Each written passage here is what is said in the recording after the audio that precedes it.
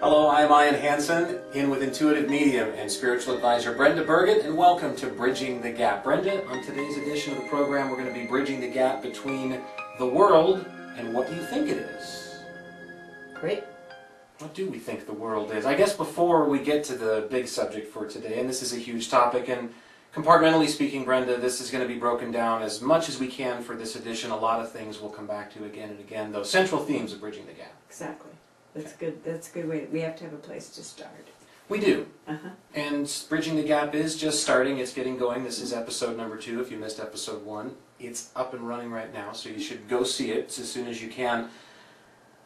Since we recorded last time, what's going on in the world spiritually and just in general that you're picking up on? Well, I talked to you a little bit about this eclipse that people were talking about, and you said that there's lots of eclipses. You're a bit of an expert on that. I wouldn't say I'm an expert, but astrology is something that's in my background, and yes, it comes to many people's surprise, unless they see a total eclipse of the sun or some such thing, that there are lots of eclipses. It's a regular celestial event every single year, lunar ones, solar ones, but this one was in part of North America and was what's called a Ring of Fire eclipse, happened a few weeks back. Yeah, well, there was one a couple of days ago as well. And I've met lots of people who take opportunities when there's something different going on to do a little ceremony or a meditation. And I don't think that's necessarily a good idea or a bad idea. I think it's a personal thing. It's like a way to get in touch with yourself, and if that works for you, that's great. I enjoy getting away once in a while and just visiting a rock or something. It's very cool.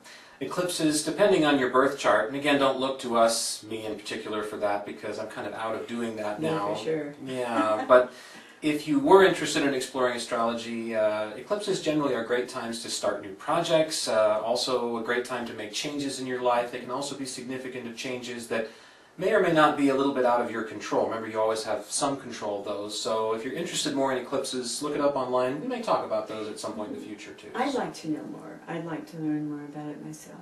I think we need to get some experts in the field for real. Exactly. Astronomers and astrologers, maybe, that can sort of talk to us about both. Remember, Brenda, astronomy really actually was birthed from astrology, if you want to go way, way back, and every good pope had an astrologer, too. I hate to break that to you, but it's true. Well, you know how those guys are. Okay. So, no big things happening in the world that you're seeing. Again, this is not really what Bridging the Gap is about, but every so often, Brenda, you will pick up on something intuitively that maybe you feel like folks should know about. Changes in energy are coming, there's no question. Now, the perilous calamity that's supposed to happen on the winter solstice of 2012, we're going to get into that. And by the way, fear not, because you've seen the world perfectly there for many, many people that have come to you for intuitive readings beyond that date this year. Exactly, exactly. And one of the things that my sources, and that's my meditation, my whatever, is we have a gentler energy coming, some new beginnings and some new things. And there's, you know, people say, well, there's so much chaos in the world. Well, we're part of that chaos. So that's what we want to talk about tonight. All right. And George Herbert Walker Bush will take full credit for his kinder, gentler nation. It arrives 20 years after the fact, but it took a little while to get here. It took a bus. Right? So. Hey, bus is as good as anything. It's a little scary. Kinder, gentler nation. I'm not sure about that. So, Brenda, we are going to bridge the gap today, though, again, between the world and really how you see it, what you think it is, as you termed it. So, I guess we all think a little something different of the world, don't we? Or do we all perceive it somewhat similarly? This is a very difficult question because it calls on us to step in to another person's shoes, many other people's shoes if we want to see how they might view it as opposed to how we view it. So where do we start in knowing how we view it, and is how other people view it all that important, really? I think what we're going to do, rather than try to figure out everybody's opinion on what the world is, we're going to go with you create your own world. Okay. And however you see that is exactly the world you're in right now. So the world is exactly the way you see it. So if it's bright and shiny, then you're seeing it a way that works for you. If you're seeing it a very chaotic place, that pretty much tells you there's chaos that you're creating. And the chaos can be, you think, well, how in the world did I create the chaos with losing my job? Or my spouse taking off with Brunhilde, the neighbor. You know, how did I do that? Well, she was really attractive, she but was still. very nice looking. She had a nice little gray bubble and pearl earrings. And Gray bubble. Most Brunhildes have those, actually, if you'll notice. They're not any around anymore. Lavender, blue, gray, whatever you pick. Lots of health shops down in Central Park West and the village side of things in New York. Yes. That's where you'll find the Brunhildes of the Yes. world still. So, okay, you might be saying, I didn't bring all these things upon myself. Why would I? Yet all these bad things have happened to me, and now I'm stewing in their juices, and this is how I see the world. Doesn't have to be that way. No, and you're seeing them as bad things that happened. Change the way you look at it. Maybe the best thing that could have happened was, you know, Bubba took off with somebody. You know, that's not a bad thing. He's got his pickup out of your driveway, and he left a perfectly good bird dog. What more does You don't even want to know where we filmed this show either. When Bubba and Brunhilde and the bird dog are her neighbors. Well, yes. Okay. So it's the way you look at it. And you can't always, when you're in the midst of this, look at something and say, well, this is charming, and I'm sure that I did something to cause it. Not cause it, but if all I have to do is just calm myself down, when in reality you want to drag them behind your truck. So there is a process. There is a way to go through this, and I have changed my opinion a little bit. I gave myself a really bad time about dwelling on things I thought way too long, and that's a personal thing. If I need to use the wine card for a full day, then know that's what you're doing. Recognize it for what you're doing and whine all day long. But the next day, you can change it. You don't have to change it immediately. Biggest thing is recognizing it. Knowing that because there's so much chaos in the world, you obviously didn't cause the problems. But maybe you did. Maybe it's a collective thing. Okay, well maybe we could stay with the example of someone leaving you in a relationship, because Let's do that. I think that that's probably something that has happened to most of us. Mm-hmm. See, there's a few out there right now that are saying, hey, couldn't happen to me, never will. But for a lot of us, we've had one kind of heartbreak or another. Yeah, we have a loss. Loss of a relationship, loss of a friend moves, a job goes away. Okay. You know, that's a loss. A lot of a changes, perceived loss. things that are out of our control, in essence, because again, we think they are. well, you can't necessarily control your boyfriend or girlfriend's free will, so they take off with Brunhilde or Bobo next door, or the bird dog maybe, and that'd be a really weird occasion. And it does happen, by the way, folks, trust me. Contact the Humane Society. You know, they leave, and you're devastated. Right. Most people bounce back. You will talk to these people 5 years, 10 years, maybe a year, maybe 6 months, maybe the next day, if they're that kind of person, they'll say, hey, it's all right, it's no big deal, I moved on, and if it hadn't been for them leaving, I would never have met so-and-so, and we never would have done this and that, or had our children, or I never would have discovered hang gliding and opened the business.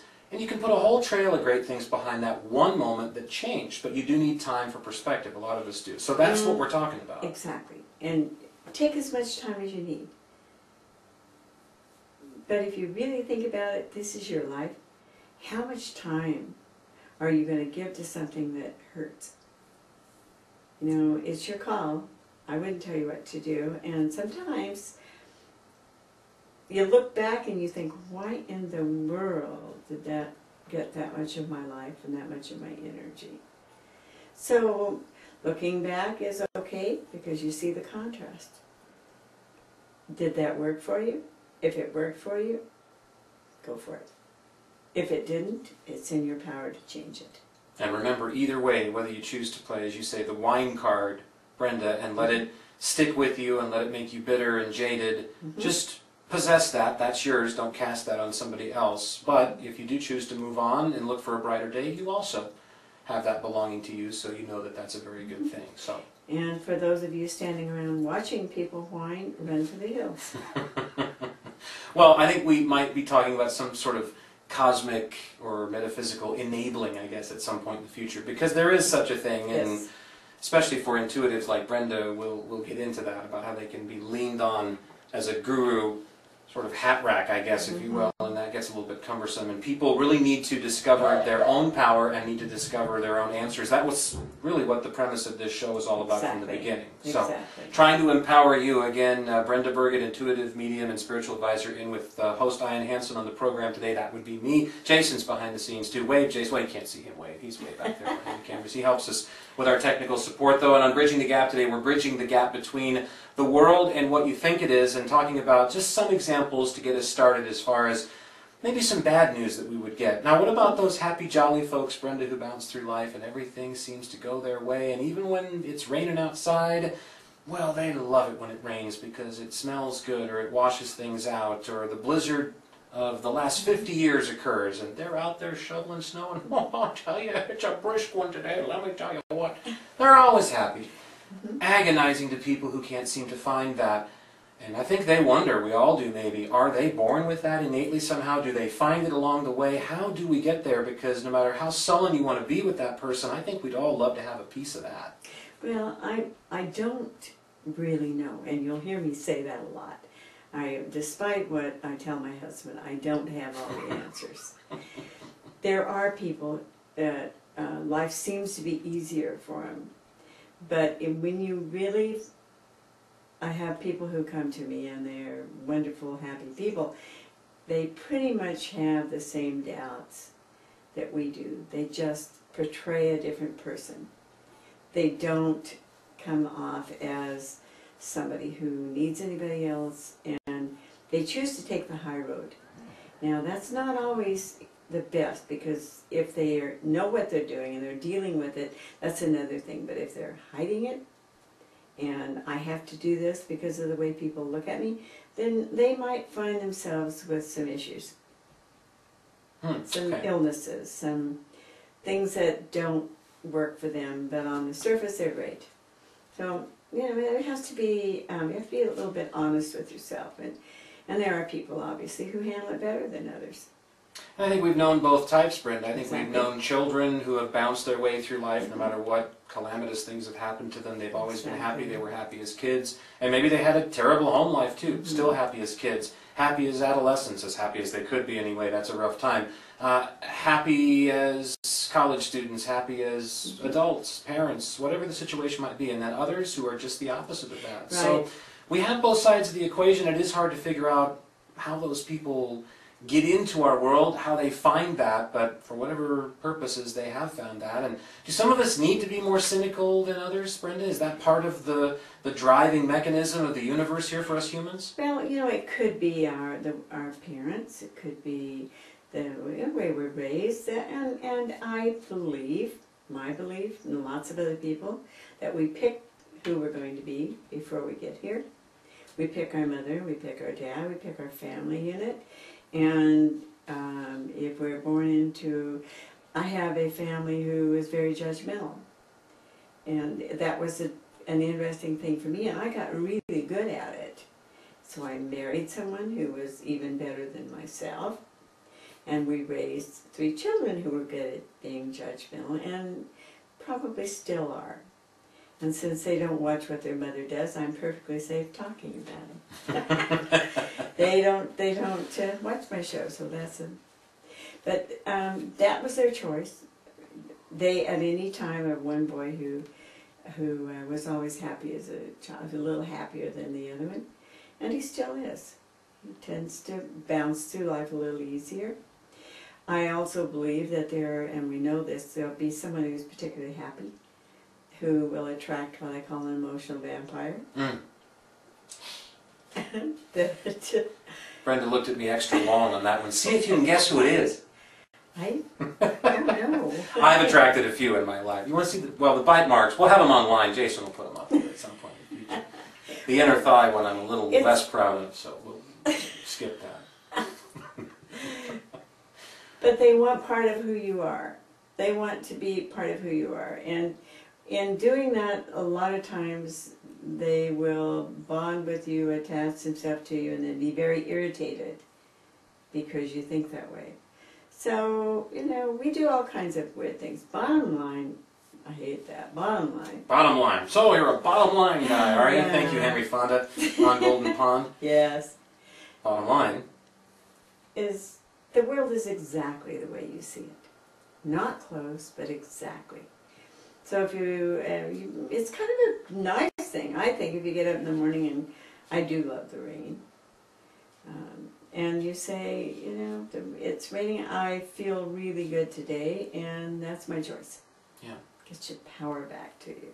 We're going to talk about power, we're going to talk about energy. Brenda, I want to introduce a thought here, though, that I had earlier today, because I took a little drive. I had some business to do out of town. It was in a rather rural part of where we live in the country, and I know most people, I think human beings are feeling a forced disconnect right now with belonging here. And I feel like that's really tragic and that's really wrong. I mean, people through the Industrial Revolution are learning lessons about what coal, when you burn so much of it to make all these cities light up, does to our atmosphere, and what our rivers have done to them with chemicals and things like that. I mean, it's a learning process. We'd all love to be able to clean them up, I think, but we're all responsible in our own way. It doesn't necessarily separate us, though, from existing in the universe and being here. And I think there's a serious disconnect there, because as I was driving by a very large dam across a bridge earlier today on this trip, and I went out of my way to do this because I happen to like this spot, you know, I noticed nature, and it's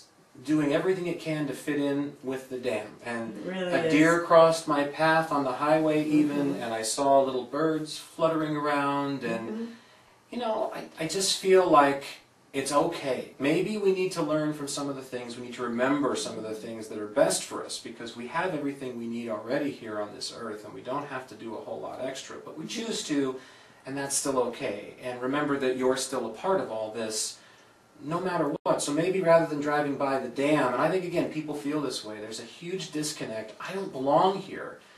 My mother was like that, quite frankly, her whole life. I don't belong here. I don't like being human. She detested being human her whole life. And she's still alive, by the way, and she doesn't watch the show either, so I guess we can say that. And it's the truth, so I can say it anyway. But I've always felt like that was unfortunate. And we do belong here, and we're really special creatures in the universe too. We're very special, but we're all part of each other, and we go into a lot of different things. I have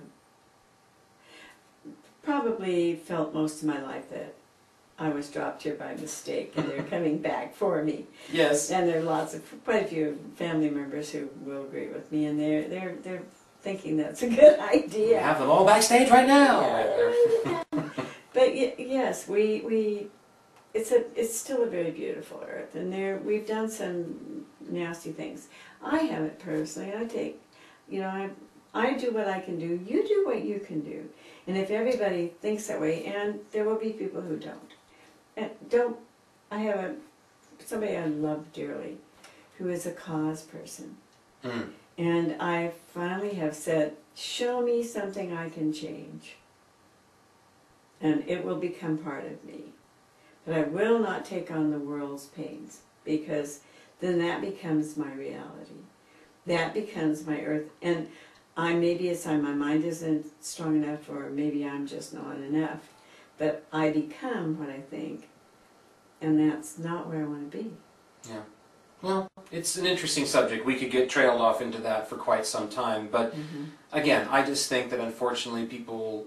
And again, I am not non-environmental or anything like that, so don't worry about those things. I love the earth, and I'm as involved in doing what I can for it as I'm going to be. Again, I think I'm as conscious as I am, and if I wanted to get more involved, we all could get more involved. Exactly. If we are doing it for us first and foremost, and again, that's the beauty of being in existence in the universe. The rock does what it does, the deer that crossed my path today is doing what it's doing, and I'm doing what I'm doing in my little automotive conveyance, driving down the highway doing my stuff. And it all works together, and the universe has got it sorted out. Doesn't mean that we don't have brains and can't use them, and don't have souls and spirits, and shouldn't use those too to do our best, but you're still here for a reason. Right, and part of what I try to do in the morning when I start out is whatever happens, I want it for the good of all. You know, if it's good for me, then everybody around me benefits. So I do what I can do, and I definitely think if we all felt that way, it'd be change the world. Yeah. And that brings me back to a point that I wanted to make too about people who are generally happy. Boy, you notice it when they have a bad day or an off day, do you not? As opposed to people who are grumpy or grouchy most of the time and they have a day where they're a little happier maybe than they usually are. I think you really notice when people who are typically way up here drop down a few levels more so than the opposite way. Yeah, So. I love to have people saying, so what's your problem today? So my problem today is I don't have myself where I need to be.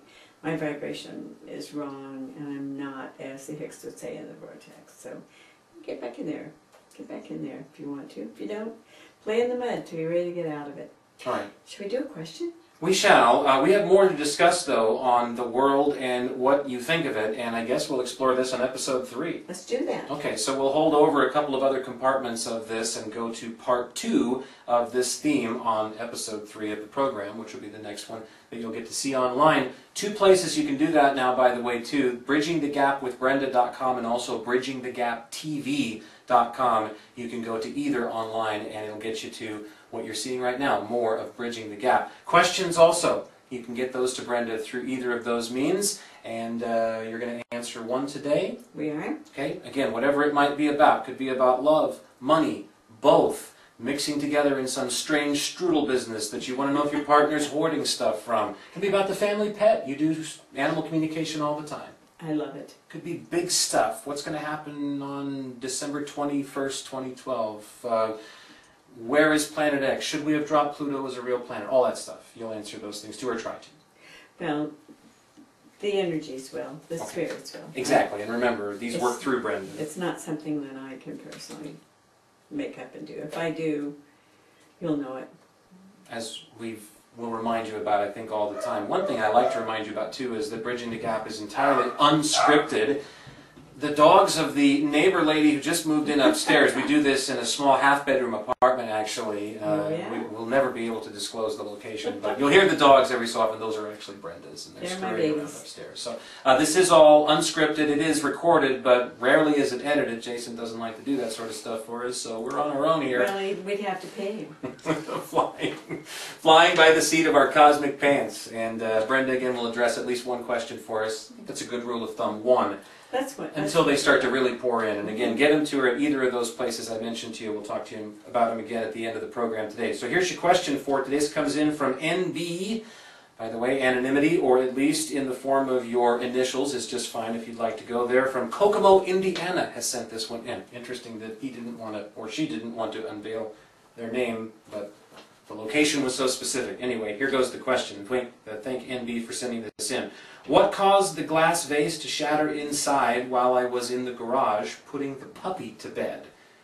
The older dog was passed out on the floor. No more gin for the puppy. In the kitchen, even when I came in to see what happened. The vase was 3 shelves up and its base landed in a 3-inch space between the wall and printer on the built-in hallway desk. We're getting a good look at the arrangement in this house, I guess. There's a little more here, Brenda. It says it basically exploded. There was glass headed towards the bedroom and into the pantry as well, about 7 square feet in all. I thought I saw the printer cable moving too, but it could have been my eyes crossing from the weirdness. When I called you, and apparently you talked to this person, I did, you said something about a blue orb over my head and I was standing beneath a light in the house. I'll never look at that light the same again. Also, what is up with the ceiling to floor door to the master bedroom at the end of the house opening every day? Am I safe here? That's quite a bit of stuff, but thanks again to NB in Indiana for sending that in. Brenda, what are your impressions of that stuff? I did talk to the person. I got a frantic call in the middle of the night. And the door, it's ghosts, it's spirits. I'm sorry. We should lead into this a little gentler, but that's exactly what it was. Really? Oh, absolutely. There's at least 3 forms that I saw when I talked to her. One of them was tall and very tall. I mean, like 7 feet tall. Huge house. When this person called me, I immediately saw the blue lights and everything above her head, and I hear this scream, and because she looked up and there was blue lights over her head. Oh boy. She's standing under a skylight. This was similar to the question that you addressed last time for us here on Bridging the Gap. This is kind of odd. This is going on in two places? This is going in the same general area. Oh, wow. There's two different people down there. Lots of things going on. Lots and lots of things going on there. So, okay. yeah, doors open, things shatter. I wasn't really, I don't see exactly how the vase shattered. That could have been something as simple as something air moving, but I don't think so. It was like this whole thing was trying to get attention. And it wasn't friendly energy. And, you know, the whole thing was, am I safe? I don't think those things can hurt you. They can just scare the bejeebers out of you. Oh, okay. And they scare me. When lots of times in my mother's house, in another area, I didn't sleep all night. And I tell you, they're as real as I am sitting here. So... She is sitting here, by the way, too. I just verified that for you. This is true. So yes. Wow, okay. She's safe. She's very safe. They can't get you. The blue light over the skylight, I think was something else, but we really won't go into that right now. There are things that Brenda doesn't like to talk about, and we rarely will here, maybe down the road at some point on Bridging the Gap. But we'll do more later. This blue light special, I think, has been solved, I suppose, right? Mm-hmm. Okay, they don't have those anymore, do they? I don't know. They got rid of them. Jason's saying no off camera. He's a big K fan too. So I miss so much about it. Have to say this before we wrap up too, and neither of you in the room right now, maybe even you at home, won't believe this, but it's true. I've gotten into watching Lifetime movies with my wife. They're better than the big run productions. They are, I swear. Okay. They've got these B-list actors, and they're just awesome. I love them. Watched one last night about some ghost of a man who was obsessive and was stalking this woman, fell off a cliff, died, and that was part of the film, Brenda. She was sleeping after this fella had fallen off the cliff, and a vase flew right at her head. She ducked, it missed, went and shattered on the wall, and I got to thinking, you know, we were laughing at how hokey it was in the movie, but these are the kinds of things that paranormal activities that have been reported by people, it really happens. They really happen. My mom, who is one of the probably the most solid people I know, and has a very fundamentalist background, she has no doubt, there's no doubt in her mind. I mean, she's had so much happening, things. She actually got thrown out of bed one time, and then if you'd have seen where she was at, you'd known she couldn't have fallen. And a little girl in the kitchen yelling, "Mama, Mama, Mama," animals going through her house. I never slept one night while she lived in that house. When I would go back and visit, 3 times a year sometimes, it was, and I have been around this. I should not be bothered, but it startles me a lot. Most of the time, and I know it's there, but they're very definitely there. We all know that. Everybody's had some kind of an experience. Yeah, again, it's just bridging that gap between understanding what it is and what reality you're living in, and also, I think, Brenda, making sure that you don't give it any energy, because, again, you shouldn't fear these things. No fear. You should not fear. And if it does frighten you, leave. Get out of there. Go away. Brenda does do clearings of houses that are, dare I use the word, spectrally infested, I suppose you could say, with spirits or spooks, haunts. Yeah. And we are going to tape one of those and air it on the program at some point in the future, taking nothing away from our fair ghost hunters who are on Sci-Fi and other networks. Right. But we have some local people who have a paranormal. Very different stuff for folks that do it, what in my opinion is for real, as opposed to go out and like to scare each other in the dark in these big buildings and houses and things. Right. So. And I pick and choose what I do. I don't go to the really scary places. I'm a coward. You are like not. Casper. I like the nice, friendly people. Oh yeah, Casper. Yeah. He's a real nice. He was a good guy. Like the Michael J. Fox movie, The Frighteners. It's like that one came out of nowhere. We went, huh? Have you ever seen that? No. We gotta have a midnight showing of Frighteners for Brenda Burgett. She has to see that Yeah. movie. In fact, it should be a theme of one of our shows at some point in the Yeah. future. So. Exactly. Brenda, the theme today again will carry on to episode number 3. It'll be part 2 of the world and what you think of it. I hope that got you started though on Bridging the Gap on this edition of the program. Brenda Burgett, intuitive medium and spiritual advisor with us as always. I'm Ian Hansen, your host for the program. Until the next time, enjoy your existence, folks. We'll see you soon.